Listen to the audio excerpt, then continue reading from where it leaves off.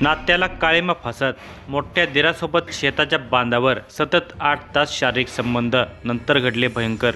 वासनेची आग माणसाच्या मनाची, संस्काराची, नात्याची आणि विश्वासाची राख करते। असे असले तरीही कितीतरी संसारी स्त्री पुरुष वासनेच्या आहारी जातात आणि आयुष्याची राख करून घेतात। बुलढाणा जिल्ह्यात घडलेल्या घटनेत याचेच विदारक दर्शन घडले। त्यात दोघांचे दीर भावजाईचे पवित्र नाते होते। दोघांचेही सुखी संसार, दोघांचेही जोडीदार अत्यंत साधे सरळ होते। शिवाय लहान मुले होती। संसार सुखात चालला असतानाही मोठ्या दीराने लहान भावजाईशी अनैतिक संबंध जोडले। हे अनैतिक संबंध दोघांच्यासाठीही घातक ठरले।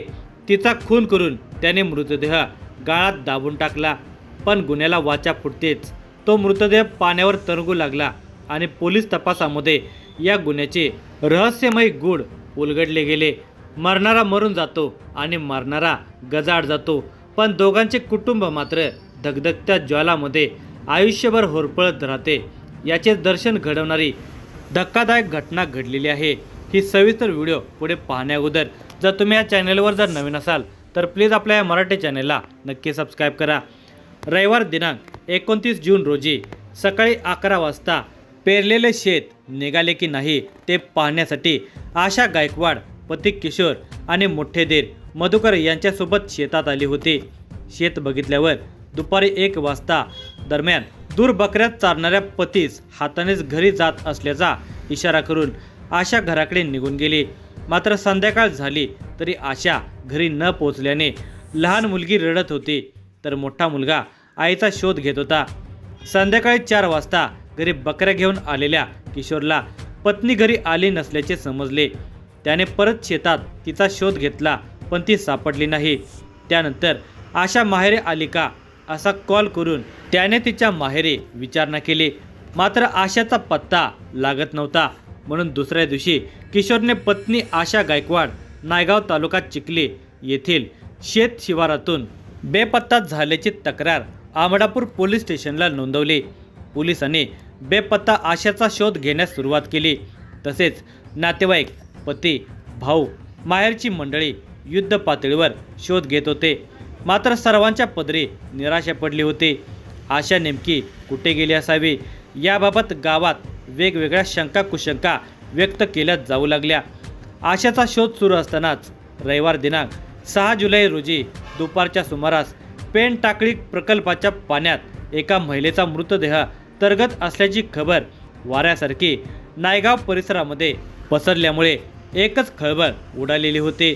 आमडापूर पोलिसांना माहिती मिळताच ठाणेदार निर्मळ सहकाऱ्यांच्यासह घटनास्थळी पोहोचले। घटनास्थळी परिसरातील नागरिकांची तुफान गर्दी होती। पाण्यात एका महिलेचा मृतदेह तरगत होता। मृतदेह कुजल्याने फुगून उग्र दर्प येत होता। पोलिसांनी स्थानिक नागरिकांच्या मदतीने मृतदेह पाण्याबाहेर काढला। मृतदेह आशा गायकवाडचा असल्याने नागरिकांनी ओळखले। पोलिसांनी घटनास्थळ पंचनामा आणि इतर कायदेशीर कार्यवाही पूर्ण करून मृतदेह शवविच्छेदनासाठी चिखली येथे पाठवण्यात आला। मृतक आशा गायकवाडने आत्महत्या केल्याची कुजबूज होऊ लागली होती। तिने आत्महत्या का केली असावी याचे तर्क लावले जात होते। दुसऱ्या दिवशी नायगाव येथे मृतदेहावर अंत्यसंस्कार करण्यात आले। तिच्या भावाने आमडापूर पोलीस स्टेशनला मृतक आशाला सासरची मंडळी घर बांधण्यासाठी 30,000 रुपये घेऊन ये म्हणून तगादा लावत होती अशी तक्रार दिलेली होती। परिस्थिती बिकट असल्याने आम्ही पैसे देऊ शकलो नाही।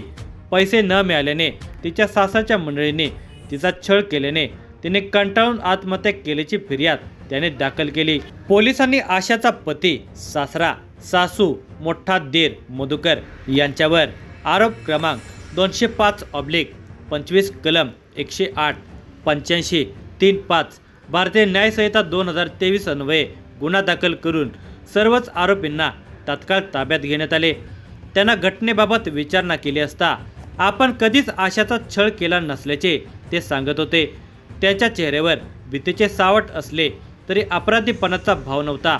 मात्र याला आशाचा मोठा दीर मधुकर गायकवाड अपवाद वाटत होता। त्याच्या चेहऱ्यावर भीती आणि अपराधीपणा ठाणेदार निर्मळ यांना दिसल्याने त्यांच्या मनात वेगळीच संशयाची पाल चुकचुकली होती। त्यांनी गावातून मधुकर बाबत गोपनीय माहिती घेतली असता आशा आणि मधुकर यांच्यात फारच लगट होती. आशा पतीपेक्षा मधुकरच्या दुचाकीवरून जास्त फिरायची अशी गोपनीय माहिती मिळताच ठाणेदार निर्मळ यांनी मधुकरला पोलिसांच्या विशिष्ट मेनूचा खास पाहुणचार दिला. मग मात्र मधुकरच्या मधुर वाणीतून त्याने केलेल्या पापाचा पाडा बाहेर पडला. आशाने आत्महत्या केली नसून तिचा आपण खून केल्याचे त्याने सांगताच पोलीस अवाक झाले. आशाची बेपत्ता आत्महत्या आता मर्डर या मिस्ट्रीने बोया उंचावू लागल्या होत्या. प्रेमात दगा देऊन आशाचा खून करून मृतदेह धरणाच्या गाळात दाबून टाकल्याची थरारक कथा ऐकताच अनेकांच्या अंगावर काटाच उभा राहिला. चिखली तालुक्यातील नायगावमध्ये गायकवाड कुटुंब राहते. त्यांच्या कुटुंबात मधुकर आणि किशोर हे दोघे विवाहित भाऊ आहेत. आई वडिलांच्या सह दोघे भाऊ वेगळे राहत. मधुकर मोठा तर किशोर लहान. किशोरचे लग्न 2016 मध्ये आशासोबत झालेले होते. त्याला 8 वर्षाचा मुलगा आणि 3 वर्षाची मुलगी अशी 2 अपत्य आहेत. तर मधुकरलाही 2 अपत्य आहेत. किशोरजवळ बकऱ्या होत्या आणि तो मोठ्या भावासह शेती करायचा. त्यांची शेती पेनटाकळी प्रकल्पाच्या जवळ वेगवेगळ्या गट नंबरमध्ये 2 ठिकाणी होते. मधुकर आणि आशा हे दीर भावजय होते. या पवित्र नात्याला काळीमा फासण्याचे काम मधुकरने केले होते. मोठ्या दीराच्या मोहात तिचा पाय घसरला. 3 वर्षापूर्वी त्या दोघांच्यामध्ये प्रेमसंबंध निर्माण झाले. दोघांच्या लव्ह स्टोरीची घरात कोणालाच खबर नव्हती. दोघांचे मन एकमेकांच्या मध्ये गुंतलेले होते. मधुकरची पत्नी आणि आशाचा पती दोघे साध्या स्वभावाचे होते. त्यांचा विश्वास पायदळी तुडवत गावाजवळील मोळामुळी शिवारात असलेल्या मंदिरात आशाच्या गळ्यातील किशोरच्या नावाचे सौभाग्याचे लेणे मंगळसूत्र फेकून देत मधुकरने त्याच्या नावाचे दुसरे मंगळसूत्र तिच्या गळ्यात बांधून तिला कुंकवाचा टिळा लावून दोघे स्वयंघोषित पती पत्नी झाले. तेव्हापासून आशाला नेहमीच मधुकर जवळून पैशाची आशा असायची. तिची पैशासह विविध मागण्यांची आशा पुरवताना मधुकर आपली वासनेची नशा भागवत होता. पण हळूहळू काही दिवसाआड होणाऱ्या पैशाच्या मागणीने मधुकर चांगलाच वैतागलेला होता. पैशासाठी तर आशा आपल्यासोबत प्रेमाचे नाटक करत नाही ना अशी त्याला शंका येत होती. ती पतीची झाली नाही तर आपली कशी होणार? ती आपल्याला केव्हाही दगा देऊ शकते. म्हणून आता तिच्या नेहमीच्या त्रासातून मुक्त होण्यासाठी तिला आयुष्यातूनच मुक्त केले पाहिजे असा पक्का विचार मधुकरने केला. आशाला संपवण्यासाठी तो संधीची वाट पाहू लागला. पाहता पाहता 2 महिन्यांचा कालावधी निघून गेला. रविवार दिनांक 29 जून 2025 रोजी पेरलेले शेत पाहण्यासाठी आशा शेतात आलेली होती. हीच संधी साधावी हा विचार मधुकरने केला होता. शेत बघितल्यावर 1:30 वाजण्याच्या दरम्यान ती पतीला हातानेच इशारा करून घराकडे निघाली. मधुकर रस्त्यातच होता. ती घरी निघाल्यावर तोही निघाला. मात्र दोघेही घरी न जाता पेनटाकळी प्रकल्पाजवळ असलेल्या दुसऱ्या शेताकडे आले. मधुकरच्या खिशात एक दोरी होती.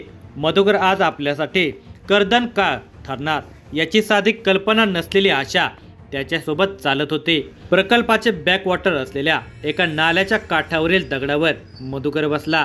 समोर आशा होती. मधुकरने खिशातील दोरी आशाच्या गळ्यात टाकत तुला मारून टाकू का असे गळ्यात हसत तिला विचारले.